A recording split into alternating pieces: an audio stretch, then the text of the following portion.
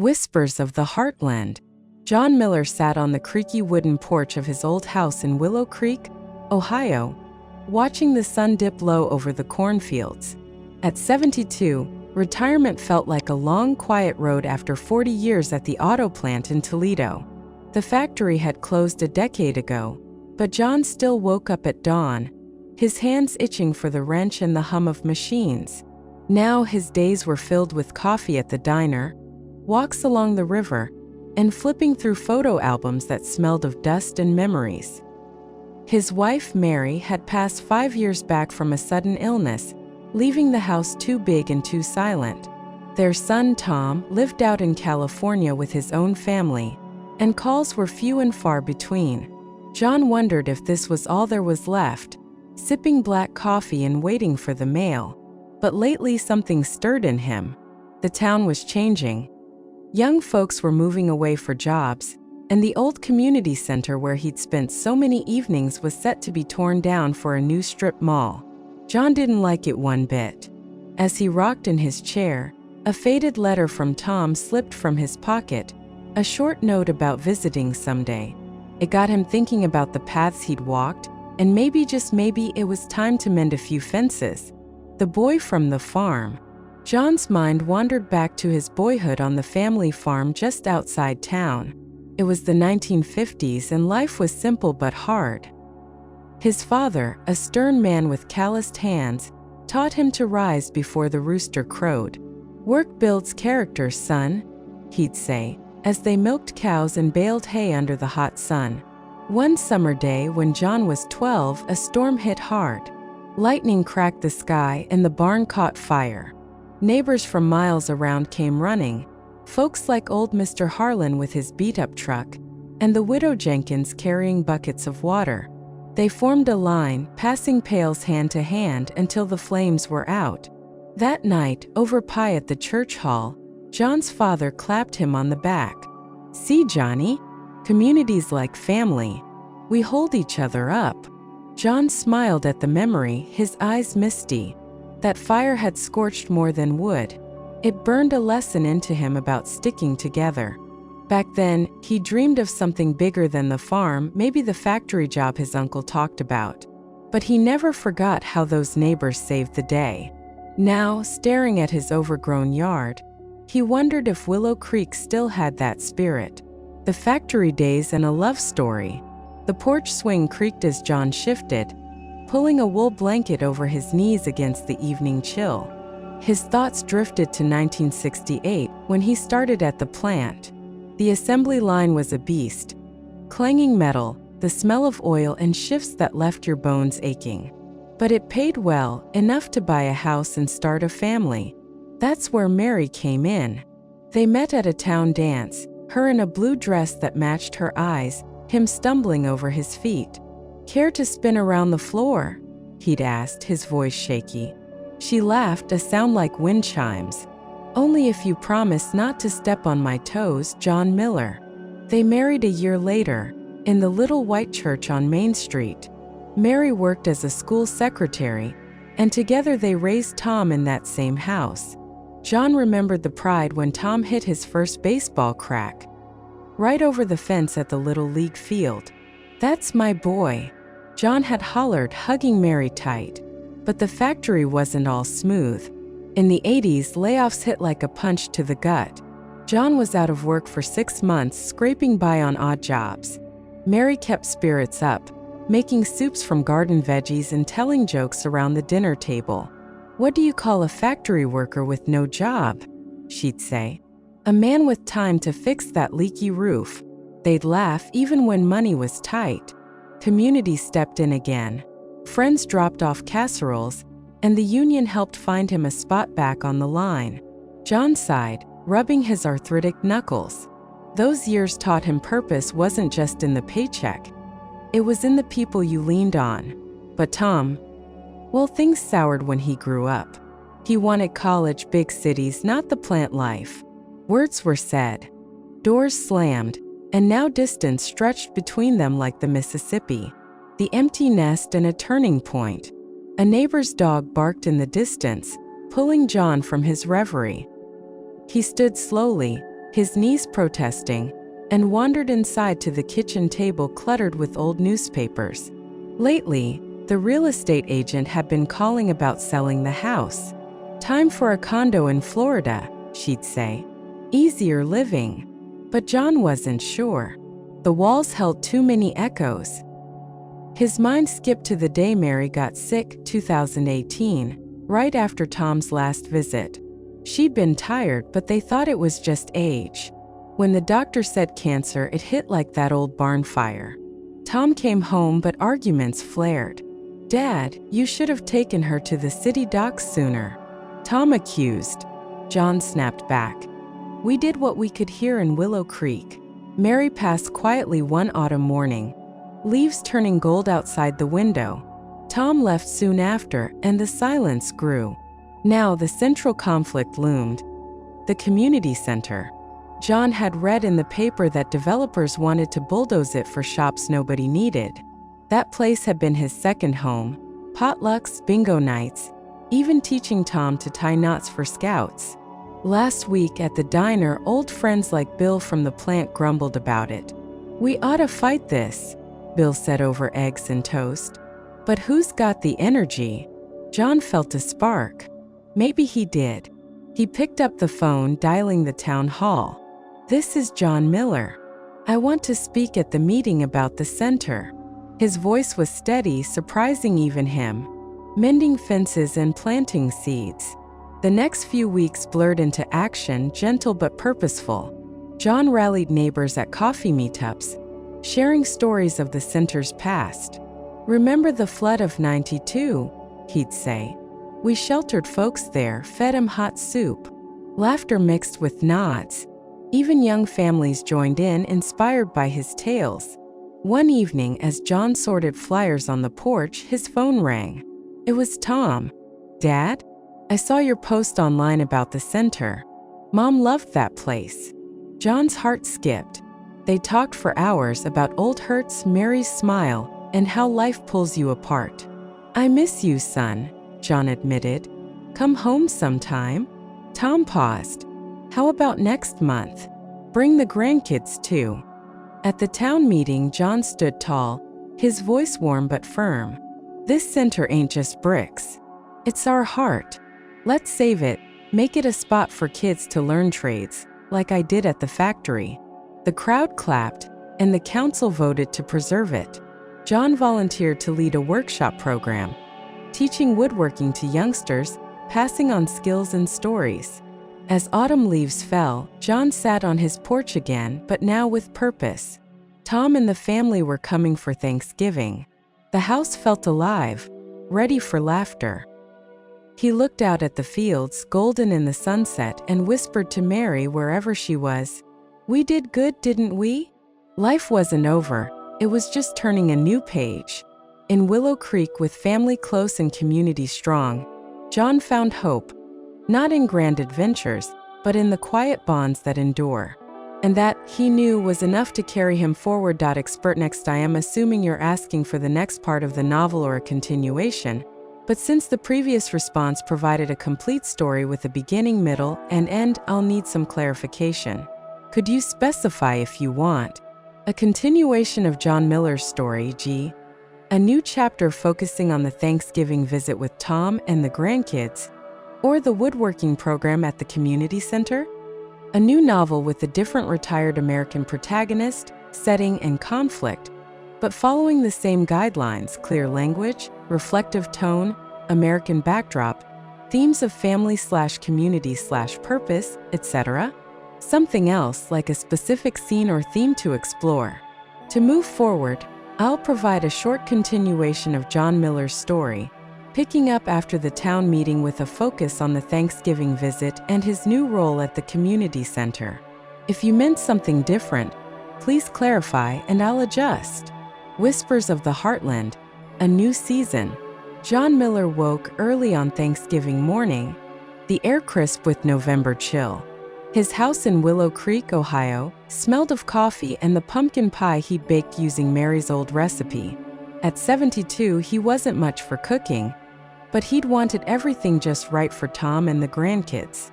The community center victory still warmed him, like a fire on a cold night. He'd spent weeks planning the woodworking shop, and folks were already signing up. Kids, retirees, even Bill from the old plant days. As he set the table with Mary's good china, John's mind wandered again, a habit of his age.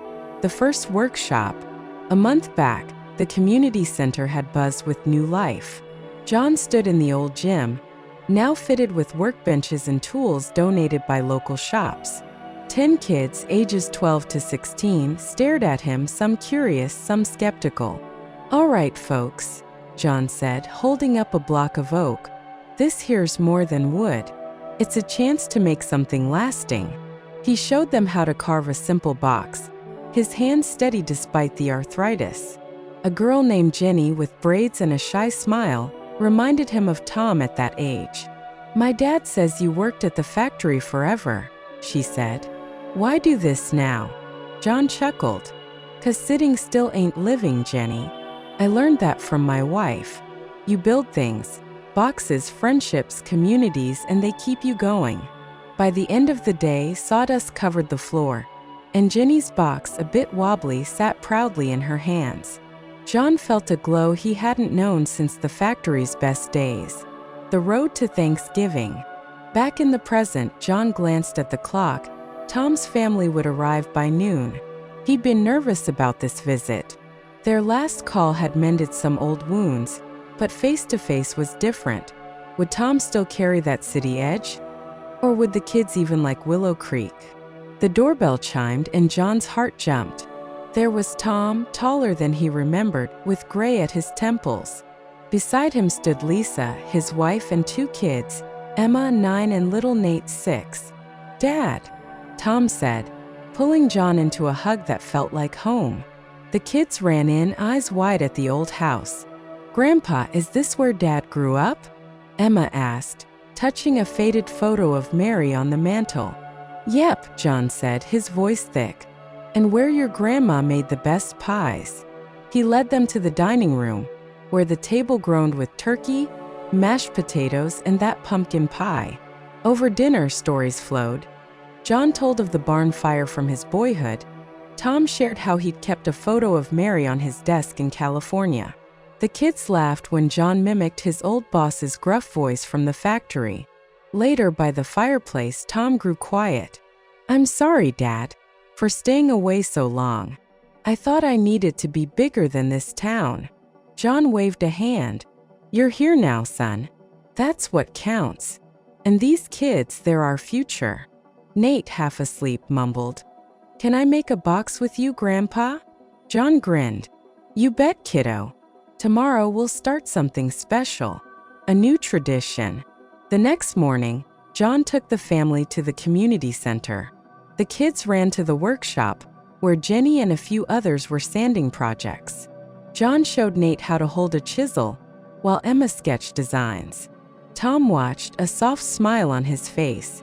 "This place meant a lot to Mom, didn't it?" he said. "It did," John replied. "And now it's ours to keep going." He felt Mary's presence in the laughter, the sawdust, the way the town was knitting itself back together.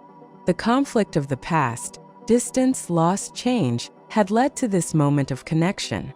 As they walked home under a sky dusted with early snow, John looked at his family and the fields beyond. Retirement wasn't an ending. It was a chance to build again. With Tom's promise to visit more, and the center alive with new purpose, John knew he'd found his place. Willow Creek, with its Heartland heart, still had stories to tell. And he'd be there, carving them one day at a time. If you'd like a different story, a specific scene, e.g., more on the workshop or a flashback, or adjustments like a new protagonist or setting, let me know. I'll tailor it to your vision while keeping the warm, reflective tone and themes of family, community, and hope. Fast next thought for 9's Whispers of the Heartland. Carving new paths. Winter settled over Willow Creek like a soft blanket, turning the Ohio fields into a sea of white. John Miller, now 73 come spring, spent his mornings at the community center, where the woodworking shop hummed with activity. The kids came after school, their boots tracking snow across the floor, and John guided them with patient hands. Retirement had taken on a rhythm he cherished: coffee with old friends, calls from Tom, and these sessions that filled the empty spots in his heart. But lately, a new worry nagged at him. The center's roof leaked during heavy snows, and repairs would cost more than the town budget allowed. "We saved the building," Bill grumbled one day over checkers, "but now it's falling apart on us." John nodded, staring out at the drifts. He didn't want to lose this place, not after all they'd fought for. A winter memory. John's thoughts drifted back to 1975, his first hard winter at the factory. A blizzard had shut down the lines for days, leaving workers like him snowed in at home. Mary, pregnant with Tom, had turned it into an adventure. "Let's build a fort," she'd said, piling blankets in the living room. They laughed as they hunkered down with hot cocoa, telling stories of their own childhoods. When the power flickered out, neighbors checked on each other, shoveling drives, sharing generators. John remembered trudging through knee-deep snow to help the widow Jenkins, her pipes frozen solid. "You're a lifesaver, John," she'd said, pressing a jar of homemade jam into his hands. That winter taught him resilience wasn't just grit. It was reaching out when the cold bit deep. Now, facing the leaky roof, John felt that old pull. He couldn't fix it alone, but maybe the community could. At the next workshop, he shared the problem with the kids. "What do you say we raise some funds? A craft fair, maybe?" Jenny's eyes lit up. "We can sell our boxes in birdhouses." The idea spread like wildfire. The craft fair challenge. Word got around town and soon folks were pitching in. John organized meetings at the diner, where pies and plans flowed freely.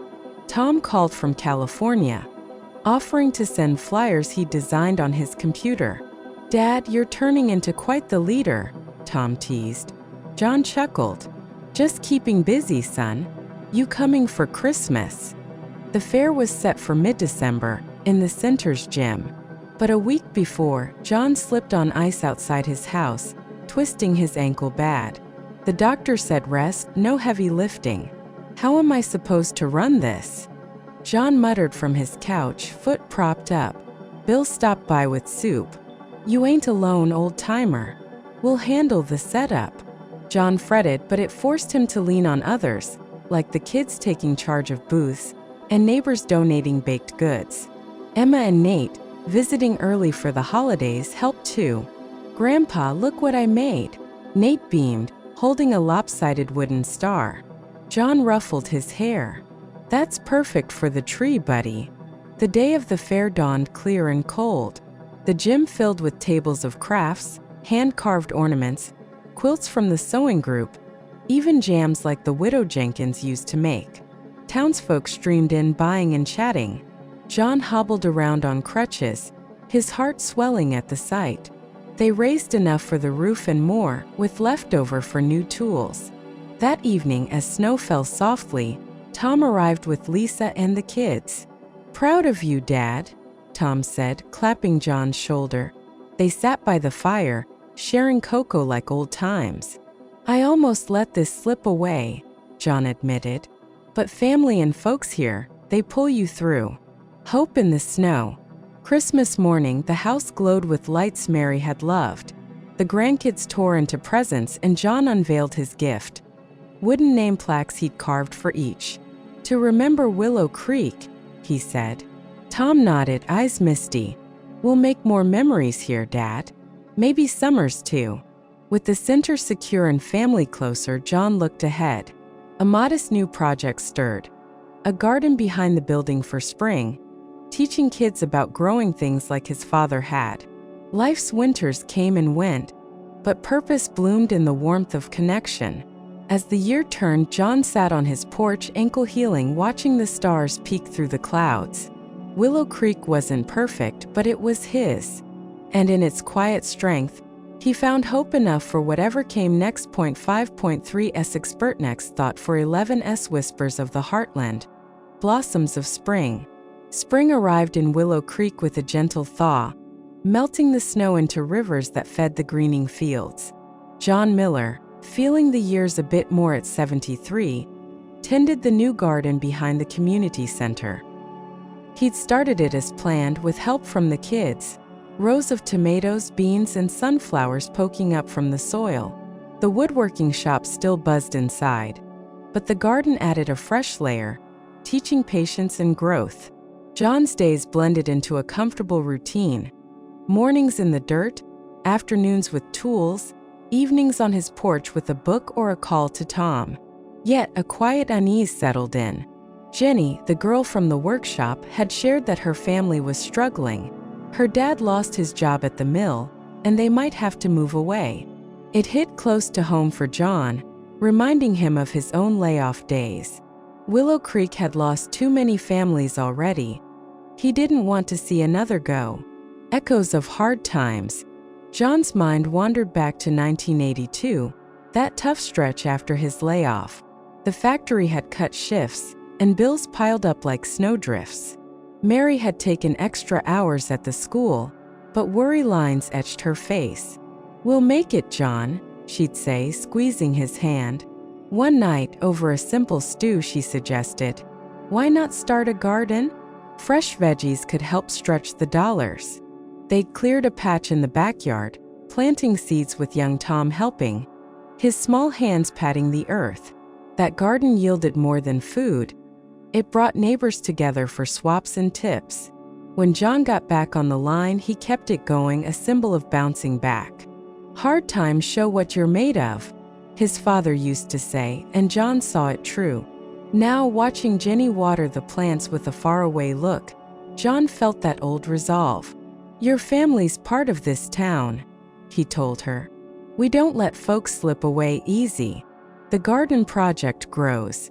The conflict took shape when Jenny's dad, Mike, stopped by the center, a sturdy man in his 40s looking worn.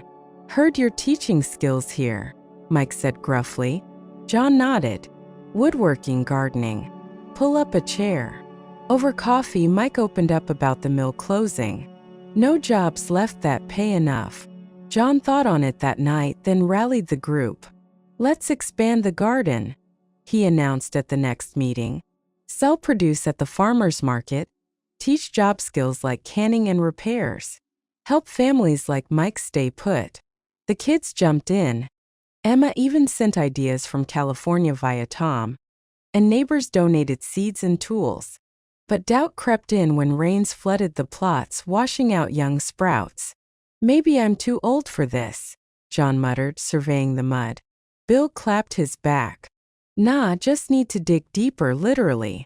They rebuilt raised beds, and Mike pitched in, his hands finding purpose in the work. Jenny beamed as her dad joked with the group. Who knew dirt could feel like hope? By late spring, the garden thrived. They held a community sale, tables laden with jars of jam and fresh greens. Money raised went to a fund for job training, and Mike landed work at a nearby farm, thanks to connections made there. Family ties strengthened. Summer loomed as Tom and the family arrived for a visit, the grandkids taller and full of energy. "Look at this garden, Dad," Tom said, walking the rows. "Mom would have loved it." They spent days planting and playing, Nate chasing butterflies, Emma helping Jenny with a birdhouse. One evening, around a backyard barbecue, John shared his worries about the town shrinking.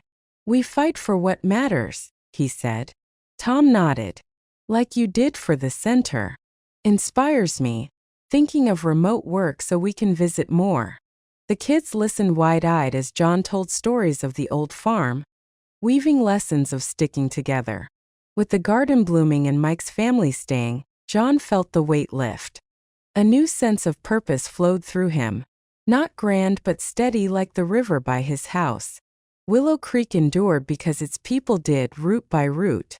As fireflies danced in the dusk, John sat with his family, heart full. Life seasons changed, but hope grew in the soil of community and love. And that, he knew, would carry them all forward. 5.5 Sexpert